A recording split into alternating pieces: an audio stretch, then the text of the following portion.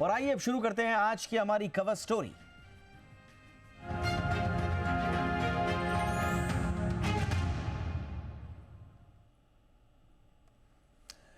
Elon Musk की Starlink को भारत में इंटरनेट सेवाओं का लाइसेंस देने की खबरों के बीच थिंक टैंक कूटनीति फाउंडेशन ने एक बड़ा खुलासा किया है, एक आशंका जाहिर की है। थिंक टैंक के मुताबिक स्टारलिंक की अमेरिकी खुफिया और सैन्य एजेंसियों के साथ गहरे संबंध हैं। ऐसे में उन्हें भारत में सैटेलाइट ब्रॉडबैंड जैसी सेवाओं के लिए लाइसेंस देना राष्ट्रीय हितों के लिए बाधा साबित हो सकता है। इस पूरे खुलासे का या ऑब्जर्वेशन का आधार क्या है, आज हम खुद कूटनीति के रिप्रेजेंटेटिव से पूछेंगे और साथ ही साथ उनका एनालिसिस करेंगे हम देश के जाने माने साइबर विशेषज्ञों के साथ। लेकिन पहले ये रिपोर्ट देख लीजिए, मैं लौट रहा हूं मेहमानों के साथ। Let me tell you, we have a new star. A star is born, Elon. But he's a character, he's a special guy, he's a super genius. We have to protect our geniuses. We don't have that many of them. दूसरी बार America के राष्ट्रपति बनने वाले Trump का Elon Musk पर किस कदर भरोसा है, ये तो आपको ट्रम्प के बयान से पता चल ही गया होगा। ट्रम्प का मस्क पर यह भरोसा यूं ही कायम नहीं हुआ है। दरअसल इस बार अमेरिकी चुनाव में ट्रम्प के अभियान की पूरी बागडोर एलन मस्क के हाथों में थी। अमेरिकी राजनीति में मस्क भले ही छा गए और ट्रम्प का भरोसा भी जीत लिया, लेकिन भारत में ब्रॉडबैंड लाइसेंस देने की बात आई तो एलन मस्क की कंपनी स्टारलिंक पर भारत के एक थिंक टैंक कूटनीति फाउंडेशन ने बड़े सवाल उठा दिए हैं। कूटनीति फाउंडेशन ने स्टारलिंक को भेड़ के वेश में भेड़िया कहते हुए कहा कि वो दोहरे उपयोग वाली तकनीक है। उसके सबसे बड़े ग्राहक अमेरिकी सरकार और वहां की खुफिया एजेंसियां और सेना है। ऐसे में उन्हें भारत में सैटेलाइट ब्रॉडबैंड जैसी सेवाओं के लिए लाइसेंस देना राष्ट्रीय हितों के लिए बाधा साबित हो सकती है। ये बात यहीं खत्म नहीं होती। भारत के दूरसंचार मंत्री ज्योतिरादित्य सिंधिया का इस मामले में आया ताजा बयान भी स्टारलिंक के लिए एक बड़ी बाधा साबित हो सकती है, क्योंकि ज्योतिरादित्य सिंधिया ने साफ कर दिया है कि भारत में कारोबार करना है तो भारत की शर्तों और नियमों को मानना होगा। अब बात करते हैं स्टारलिंक के भारत में पैर पसारने की योजना पर। दरअसल लंबे समय से एलन मस्क भारत के ब्रॉडबैंड बिजनेस में पैठ बैठाने की कोशिश कर रहे हैं और उनकी कंपनी स्टारलिंक की एंट्री लगभग भारत में तय मानी जा रही है। आपको बता दें कि स्टारलिंक की Indian National Space Promotion and Authorisation Centre के पास एप्लीकेशन भी आगे बढ़ चुकी है और अतिरिक्त जानकारी भी मांगी गई है। ऐसे में अगर स्टारलिंक की भारत में एंट्री हो जाती है तो इसका सबसे बड़ा असर सैटेलाइट सर्विसेज से जुड़ी प्रतिस्पर्धा पर पड़ेगा। खास करके रिलायंस जियो, भारती एयरटेल, वोडाफोन आइडिया के लिए स्टारलिंक एक बड़ी चुनौती साबित हो सकता है, क्योंकि सैटेलाइट बाजार में पैठ जमाने के लिए स्टारलिंक निश्चित तौर पर कुछ ऐसे सहूलियतें और रियायतें देगा जो दूसरी कंपनियों के साथ प्राइस वॉर की एक वजह बनेगी। ब्यूरो रिपोर्ट, जी मीडिया। चर्चा के लिए इस वक्त हमारे साथ खास मेहमान जुड़ रहे हैं। हमारे साथ हैं दीपिका सिंह, जानी मानी साइबर एक्सपर्ट और CEO deep sites cyber labs. बहुत बहुत स्वागत है दीपिका आपका हमारे शो पे। हमारे साथ हैं Amit Dubey, quantum and artificial intelligence expert. बहुत बहुत स्वागत है आपका अमित दुबे, आपका भी हमारे शो पे। हमने कूटनीति फाउंडेशन के को फाउंडर सिद्धार्थ बागड़ी साहब को भी आमंत्रित किया था, उन्होंने हामी भी भर दी थी। संभवतः अभी वो हमारे साथ नहीं जुड़ पाए हैं, उम्मीद करते हैं वो हमारे साथ जल्द जुड़ेंगे। उनसे हम ये समझने की कोशिश करेंगे कि उनके इस रिसर्च रिपोर्ट का आधार क्या है। बहरहाल दीपिका, चर्चा की शुरुआत मैं आपसे कर रहा हूँ। कितना वाजिब लगता है कूटनीति फाउंडेशन की इस रिपोर्ट के ऑब्जर्वेशंस, ख़ास तौर से ये बता रहे हैं कि स्टारलिंक के क्लोज टाइज हैं अमेरिकन इंटेलिजेंस और मिलिट्री एजेंसीज के साथ। इसमें से भी जो क्लासिफाइड स्पाई सैटेलाइट प्रोजेक्ट्स हैं उनमें, तो ये जो क्वेश्चन रेज कर रहे हैं कूटनीति फाउंडेशन के लोग कि ये पोटेंशियल कॉन्फ्लिक्ट्स शायद पैदा करेंगे इंडियन नेशनल इंटरेस्ट्स के साथ। कितनी सच्चाई आपको लगती है इन दावों में? इस एनालिसिस को दीपक जी मैं काफी ऑब्जेक्टिवली और स्टेटिस्टिकली एनालाइज करना चाहूंगी, क्योंकि यहाँ पे हियरसे से बेटर है कि जो फैक्ट्स इन द फेस है प्लस जो प्रेसिडेंसेस हुए हैं उसे हम एनालाइज करें। जब कभी भी कोई ऐसे सर्विस प्रोवाइडर या प्रोडक्ट प्रोवाइडर आते हैं, कॉन्फ्लिक्ट्स होने की संभावना बढ़ जाती है, क्योंकि ये कुछ ही कंपनियां हैं जो ऐसी सर्विसेज या प्रोडक्ट प्रोवाइड कर सकते हैं। ये कॉन्फ्लिक्ट्स तभी ही वेव ऑफ किए जा सकते हैं जब दोनों पार्टीज का या दोनों गवर्नमेंट्स का एक कॉन्सेंट हो, and there is also complete transparency and complete rule abiding. हमने पिछले टाइम कितने भी डिस्कशंस में हमने ये देखा है कि जब कोई भी company, parent company US, Europe या किधर और बेस्ड होती है, वो इंडियन लॉज से बाध्य होने में उन्हें थोड़ी तकलीफ होती है। इनफैक्ट कुछ वीपीएन प्रोवाइडर्स में तो हमें यही देखा था कि उन्होंने लोकल रूल्स मानने से बेहतर ये समझा कि वो इंडिया से बाहर चले जाए। तो पहला तो ये आता है कि जब conflicts with the current clientele that they have, that is something that is in their KRA जो प्रोजेक्ट्स चल रहे हैं, बट वो उस चीज का दुरुपयोग ना करे हमारे नेशनल सिक्योरिटी के हित में। इसके लिए हमारा रेगुलेटरी फ्रेमवर्क बहुत ही इवॉल्विंग और थोड़ा सा यू कैन से इंट्यूटिव होना चाहिए, ताकि we can predict if they are doing something wrong under the radar, rather than basically depending on them to answer us completely and fully। क्योंकि ऐसे भी देखा गया है कि पेपर पे everything is checked, सारे compliances meet होते हैं, पर कुछ लिंक्स और कुछ पार्सिंग एरर्स या पर्टिकुलरली कुछ चैनल सेट किए जाते हैं जिसके द्वारा डेटा भेजा जाता है, ताकि वो अपने उपभोक्ताओं का या जो भी उनके कंसर्न्स है वो पूरे कर सके। पर डेटा सर्वेलांसिंग को एज अ कंसर्न मैं रूल आउट नहीं करूंगी, क्योंकि ये हुआ भी है और होते भी आ रहा है जब कंट्रीज एक दूसरे पे सर्वेलांस करते हैं। इनफैक्ट जो रिपोर्ट्स देखी है उसमें हमने यही देखा है कि जहां तक चांसलर्स या प्रेसिडेंट्स या हेड्स ऑफ स्टेट्स के जो फोन्स थे, वो फोन्स हार्डन फोन्स है, मीनिंग कंज्यूमर फोन से थोड़ा ऊपर है सिक्योरिटी में, जी। फिर भी वो सर्वेलांस पे थे। तो इससे यही Alright. नजर आता है कि जब कोई आईओटी कंपोनेंट होता है, सर्विलांस होना एक नेक्स्ट गिवन आ जाता है। Main thing is our regulatory framework and our regulatory bodies should be Absolutely. Very very intuitive towards it. Absolutely. लेकिन अमित जी, ये जो ऑब्जर्वेशन दीपिका ने दिए हैं, एक इम्पॉर्टेंट चीज़ ये है कि काफ़ी बज़ है स्टारलिंक को लेकर इंडिया में। इस रिपोर्ट में जो प्रेसिडेंट इलेक्ट ट्रंप हैं और इलॉन मस्क साहब हैं, उनकी करीबियों का हवाला भी दिया गया है। जो वहाँ के पेट्रोटिज्म लॉ हैं अमेरिका के, जो वहाँ की एजेंसीज़, वहाँ की जो क्रूशल जो कंपनीज़ हैं, उनको एक्सटेंड करती हैं। जो उनका सीधा सीधा उद्देश्य ये होता है कि आप जहाँ भी जाइए, आपका प्रोडक्ट में यूएस डोमिनेंस होनी चाहिए। इस तरह के वहाँ पर लॉज भी हैं, उसका भी हवाला दिया गया है। उसको देखते हुए और भारत और अमेरिका के जो द्विपक्षीय संबंध हैं, उनको देखते हुए आपको लगता है कि भारत को थोड़ा सा कॉन्शियस होकर चलना चाहिए? 60 से ज़्यादा कंट्री में स्टारलिंक है, 5000 से ज़्यादा एक्टिव सैटेलाइट्स हैं। स्वाभाविक रूप से भारत में आने के लिए पर्याप्त उनके पास एक बैकग्राउंड है, लेकिन भारत सरकार को क्या क्या ध्यान में रखना होगा? देखिए, एब्सोल्युटली जो आपने कंसर्न रेज किए पूरी तरीके से सही है। कोई भी ऐसी सर्विस जो यूएस ड्रिवन होती है, उसमें यूएस के लॉ का इन्फ्लुएंस होता है। यूएस गवर्नमेंट के हिसाब से वो अपने प्रोविजंस बनाते हैं। ऐसे में हमारी डिपेंडेंसी किसी ऐसी संस्था पर हो जाना, खासतौर से बैकएंड कम्युनिकेशन के लिए बहुत रिस्की हो सकता है। तो ये जो संभावना है बिल्कुल सही है। थोड़ा सा मैं इस प्रोजेक्ट के बारे में इन्फॉर्मेशन देना चाहूँगा, क्योंकि लोगों को आइडिया नहीं है। अभी एक फेक न्यूज़ वायरल हुई थी थोड़े दिन पहले कि इलॉन मस्क एक फ़ोन लेके आ रहे हैं जो फ्री होगा, फ्री इंटरनेट देगा और चार्ज भी नहीं करना पड़ेगा। इस तरह का एक पिक्चर घूमी थी। ये भी स्ट्रैटेजिक होता है, ये भी इन्फॉर्मेशन क्यूरियोसिटी क्रिएट करने के लिए कि ऐसा क्या हो रहा है। और स्टारलिंक अभी पिछले एक हफ्ते में हर आदमी जान गया कि भाई ऐसा कुछ तो होने वाला है। क्या है स्टारलिंक? 42,000 से ज़्यादा सैटेलाइट लॉन्च होने वाले हैं। 7,000, जैसा आपने कहा, 7,000 से ज़्यादा लॉन्च हो चुके हैं। हर हफ्ते 40 से 50 सैटेलाइट वो व्यक्ति लॉन्च कर रहा है। एक सैटेलाइट की कीमत $1 मिलियन से ऊपर आती है।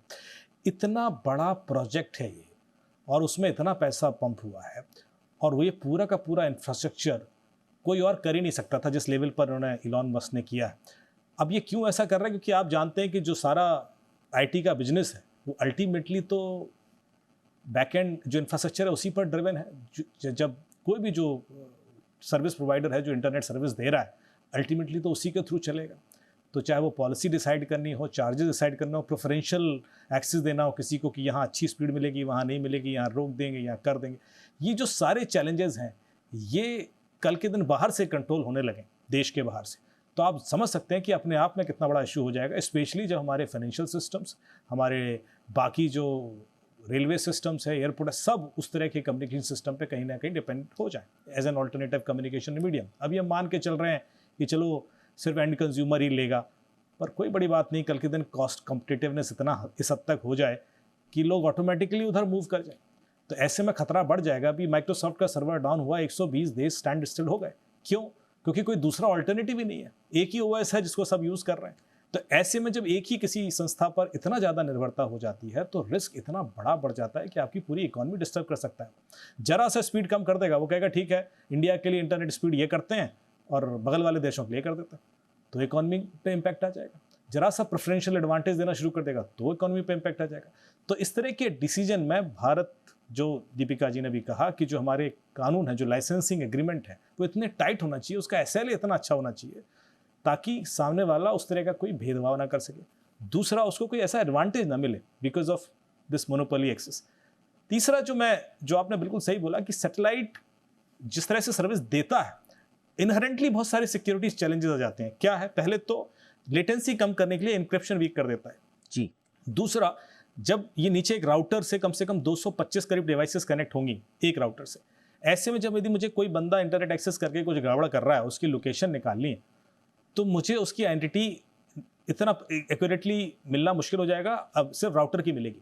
तो इस तरह की जो सर्विसेज होती हैं, जो क्लस्टर बेस्ड सर्विसेज देते हैं, क्योंकि एंड यूजर को सीधे हम नहीं दे रहे हैं, ये पहले नीचे एक राउटर सिस्टम बना के उसके थ्रू सर्विसेज दी जा रही हैं, तो इससे लॉ एनफोर्समेंट के लिए बहुत चैलेंजेस आ जाएंगे। जब वो बंदे को ट्रेस करना चाहेंगे, उसकी आइडेंटिटी निकालना चाहेंगे, बिल्कुल। तो मेरे ख्याल से वो प्रोविजन भी इनकॉर्पोरेट करने पड़ेंगे ताकि कल के दिन आप एक्सेस तो दे दें, लेकिन यदि मुझे किसी भी वजह से उस व्यक्ति का डिटेल चाहिए तो वो मुझे मिल सके, टाइमली मिल सके, उसकी डिपेंडेंसी यूएस पर ना हो।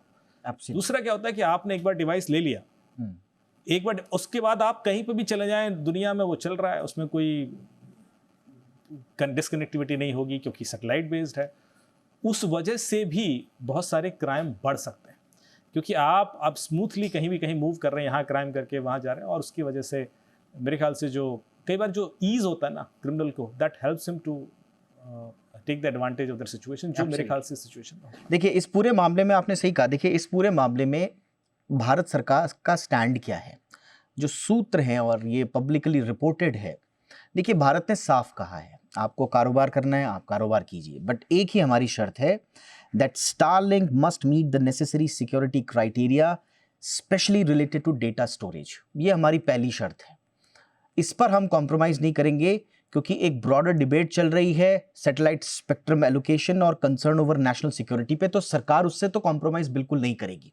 लेकिन दीपिका, फिर काउंटर करने वाले ये भी आएंगे कि साहब ये वो थ्योरीज तो नहीं हैं जो किसी पोटेंशियल बिग जायंट को भारतीय बाजार में आने से रोकने के लिए इस तरह के ऑब्जर्वेशंस लाए जा रहे हों। ये क्योंकि एक काउंटर आर्ग्यूमेंट हो सकता है, क्योंकि इकोनॉमिक्स को अगर आप देखें, स्टारलिंक एम कर रहा है 1 ट्रिलियन ग्लोबल ब्रॉडबैंड मार्केट को 2030 तक, और जैसा अभी अमित जी ने भी बताया कि कितनी तेज रफ्तार से वो अपने सैटेलाइट्स की संख्या को बढ़ा रहे हैं।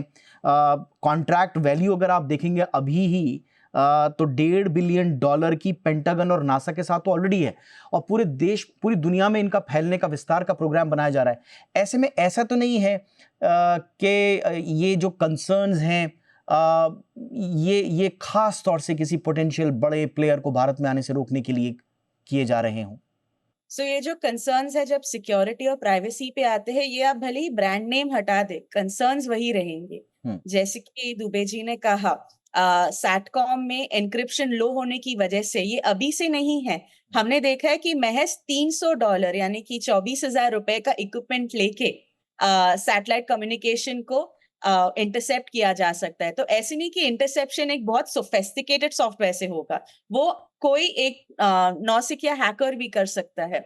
दूसरा है, जब कंसर्न आता है डेटा स्टोरेज या डेटा शेयरिंग का, तो वो तो अगर कंपनी का काम है अपना बिजनेस बढ़ाना, तो कंपनी का तो कोर और एजेंडा होना ही नहीं चाहिए। Local compliances and local rule से उन्हें बाध्य होकर अपने बिजनेस पे फोकस करना चाहिए। स्टारलिंक ने हमेशा अपने आप को ब्रांड किया on humanitarian grounds to become the interconnectivity place in the world. तो उसका अगर वही फोकस है तो आई डोंट थिंक उन्हें कोई भी तकलीफ होनी चाहिए इंडियन लॉज एंड रेगुलेशन से कंप्लाई करने में। और दूसरा, जो भी हमारे स्ट्रिक्टर मेजर्स है वो सिटीजन्स की सिक्योरिटी के लिए ही है।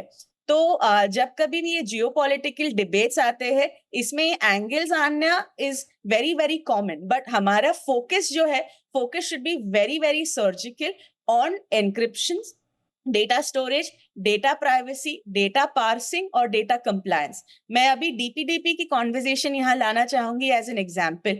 बिल आ गया, पास हो भी गया, पर उसके बाद इम्प्लीमेंटेशन में अभी हमें 1.5 साल से ऊपर हो गया है और कोई अपडेट आई नहीं है। तो जब तक अपडेट ना आए, क्या ऐसी कंपनी फिर भारत में नहीं आएंगी, या अगर आएंगी तो क्या उनपे जो रूल्स होंगे वो अभी लैक्स होंगे? यही एक क्रिटिकल अपडेट हमें देखना पड़ेगा आगे जाके कि कैसे ये कंपनीज के साथ डील किया जाए। और अगर एट्रीब्यूशन की, जो मैं दुबे जी के पॉइंट पे बिल्डअप करना चाहूंगी, जब एट्रीब्यूशन का बात आती है तो तभी ना ही क्रिमिनल एक्टिविटी पर लॉ एनफोर्समेंट के साथ जो कोऑपरेशन है, अभी भी जब जो वेब 2.0 कंपनीज है वो ही लॉ एनफोर्समेंट के साथ कोऑपरेट नहीं करती है, तो जब वेब 3.0 एंड सैट कम्युनिकेशन वाली कंपनीज आएंगी, उनका कोऑपरेशन कैसे होगा? या उनके भी ग्रीवेंस ऑफिसर के नाम पे केवल एक ऑफिसर बिठा दिया जाएगा, जैसे कि अभी सोशल मीडिया कंपनीज कर रही है, जिससे लॉ एनफोर्समेंट को और तकलीफ हो? तो इसमें प्रोज और कॉन्स जरूर है। और हमने ऐसे भी देखा है कि ऐसे कंट्रीज जो यूएस पे काफी डिपेंडेंट है, अपने इकोनॉमी के लिए भी डिपेंडेंट है, पर उन्होंने भी 51% से ज्यादा ओनरशिप लोकली करने का एक रूल रखा है, जो कि रिस्पेक्ट करना चाहिए for any commercial entity to enter the market. India is going to be the hub for data aggregation, data analytics. तो वो हब को रिस्पेक्ट करते हुए लोकल कंप्लायंसेस से कंप्लाई करना is the most common sense. Absolutely. Amit ji, अब बहुत संक्षेप में अगर आप हमें ये बता पाएं कि चाहे इस रिपोर्ट का हवाले से या फिर भारत सरकार के अपने भी होमवर्क हैं, अपने भी उनके ऑब्जर्वेशंस होंगे, स्वाभाविक रूप से भारत सरकार ऐसे ही पलक पावड़े बिछाकर तो ऐसी कंपनीज का स्वागत नहीं करेगी। अपने पूरे कंसर्न्स को पहले पूरी तरह से देखा जाएगा कि हमारे रूल्स को आप पूरा कर रहे हैं या नहीं कर रहे हैं, आप हमारे कानून को मानेंगे या नहीं मानेंगे। बट क्विकली, स्टारलिंक के पर्टिकुलर केस में भारत सरकार को कौन कौन से मुख्य बिंदुओं की स्क्रूटनी तुरंत करनी होगी इससे पहले कि स्टारलिंक को लाइसेंस दिया जाए या कारोबार करने की अनुमति दी जाए? ठीक है, सबसे पहले तो एक SLA डिफाइन करना होगा कि जो भी आप सर्विसेज दे रहे हैं उससे सुरक्षा के दृष्टि से उसमें क्या क्या चीज़ें इंश्योर होना चाहिए, चाहे वो प्रिवेसी हो, चाहे वो स्पीड हो, चाहे वो जो आपका इंक्रिप्शन वगैरह हैं। सेकंड, जो उससे भी ज़्यादा ज़रूरी है, मैं ये चाहूँगा कि सरकार उनको ये बाध्य करे कि उनका जो रिसीवर है, जो राउटर है ग्राउंड पर, उसमें एक सॉफ्टवेयर हमारा भी होना चाहिए, और उस सॉफ्टवेयर का कुछ एक्सपेक्टेशन हो कि वो सॉफ्टवेयर हमें ये इन्फॉर्मेशन देगा। ये इसलिए है कि हमें पता भी पड़े, क्योंकि कई बार क्या होता है, ब्लाइंडली ट्रस्ट कर देना किसी इंफ्रास्ट्रक्चर्स पर बहुत खतरनाक हो जाता है, जब तक हमारी उसमें कोई इंटरफेरेंस ना हो। तो हमारी टेक्निकल इंटरफेरेंस होना चाहिए। सैटेलाइट भी उनका है, रिसीवर भी उनका है, अब हम कुछ कर ही नहीं सकते बीच में। कल के दिन कुछ भी हो रहा है क्राइम, तो हमारी पूरी तरह से निर्भरता उन पर है। तो पूरा छोड़ देना उनके ऊपर मेरे ख्याल से बहुत बड़ा रिस्क हो जाएगा, खासतौर से भारत जैसे देश के लिए, जहाँ पर लॉ एंड ऑर्डर इस समय आपको पता है कि साइबर क्राइम जिस हिसाब से बढ़ रहा है। मेरे ख्याल से उस जगह एक इंटरवेंशन चाहिए, एक इंटरफेरेंस चाहिए कि इस राउटर में जो नीचे ग्राउंड लेवल पे हमारा एक सॉफ्टवेयर रहेगा और वो मॉनिटर करेगा कुछ चीज़ों, कुछ पैरामीटर को करता है कि कितने लोग थे, क्या एक्सेस हो रहा था, उतना भी हम कर पाए। और जो सिर्फ एनोनिमस हो, लेकिन इंसिडेंट होने पर उसका लॉग हमें मिल जाए और हम कुछ एक्शन ले पाएँ, तो भी मेरे ख्याल से काफ़ी हद तक चीज़ें कंट्रोल की जा सकती हैं। लेकिन भी हम पूरी, और उसके अलावा जो कंप्लायंस है हमारे, देखिए हमारी दिक्कत हमारी है क्या? हमारी दिक्कत यह है कि हमने किसी को इंफ्रास्ट्रक्चर बनाने के लिए दे दिया है और हमें पता नहीं कल के दिन हमारी उस पर निर्भरता हो जाए तो हमारे लिए खतरा ना बन जाए। ये हमारी टेंशन है। तो सुरक्षा की दृष्टि से खतरा ना बन जाए, बैंकिंग दृष्टि से खतरा ना बन जाए, क्रिटिकल इंफ्रास्ट्रक्चर की दृष्टि से खतरा ना बन जाए, वैसा कोई खतरा ना हो, उसको इंश्योर करने के लिए कुछ चेक एंड बैलेंसेस हम चाहेंगे कि कल के दिन मैं कोई एडिशनल लेयर डालना चाहता हूँ, इनकी एक रॉ कम्युनिकेशन चैनल है, उसके ऊपर एक एंड टू एंड एन्क्रिप्शन डालना चाहता हूँ, तो वो उसकी वजह से कोई लेटेंसी इम्पैक्ट ना हो, क्योंकि वो कल के दिन अपने यहाँ कर सकते हैं कि भाई हम कोई छेड़खानी या कुछ भी ऐसा एडिशनल प्रोविजन डालेंगे आप, we may not support it. तो उस तरह के कानून बनाए जाएं ताकि हम यदि चाहें अपने आप को सिक्योर करना ऑन टॉप ऑफ इट, तो वी शुड बी अलाउड। बिल्कुल। उसमें कोई स्वाभाविक रूप से जैसा दखल मैंने नहीं होना कहा, चाहिए। बिल्कुल लेकिन जैसा मैं ये- बिल्कुल सर, बिल्कुल जैसा मैंने कहा कि भारत सरकार के अपने होमवर्क्स भी हैं, अपने ऑब्जर्वेशंस भी हैं, जो कि सूत्रों के हवाले से जो खबर मिलती है वो स्टारलिंक को बता भी दिए गए हैं। उनको साफ साफ कह दिया गया है, आपको किसी भी तरह का स्टारलिंक ही क्यों, इलॉन मस्क को कह दिया गया है भाई आपका स्वागत है भारत में, हम खुले दिल से तहे दिल से आपका स्वागत करते हैं, बस एक ही शर्त है कि आपका उत्पाद और आपके कारोबार के तरीके से हमारी राष्ट्रीय सुरक्षा पर कोई सेंधमारी ना हो जाए, वो कहीं कॉम्प्रोमाइज़ ना हो जाए, नंबर 1। दूसरा, आपको यहाँ के लोकल रूल्स एंड रेगुलेशंस को मानना होगा। तो बड़े ही सिंपल साफ सुथरे शब्दों में इलॉन मस्क हो या दुनिया का कोई भी कारोबारी हो, भारत सरकार ने ये स्पष्ट कर दिया है। अब ये रिपोर्ट के बाद क्या कुछ अतिरिक्त मेजर्स उठाए जाएंगे, कुछ अतिरिक्त सतर्कता बरती जाएगी, कुछ एक्स्ट्रा ड्यू डिलिजेंस दिए जाएंगे, ये तो आने वाला वक्त ही बताएगा। फिलहाल बहुत बहुत शुक्रिया आप दोनों का वक्त निकालने के लिए। शुक्रिया दीपिका जी, शुक्रिया Amit ji, thank you so much वक्त निकालने के लिए।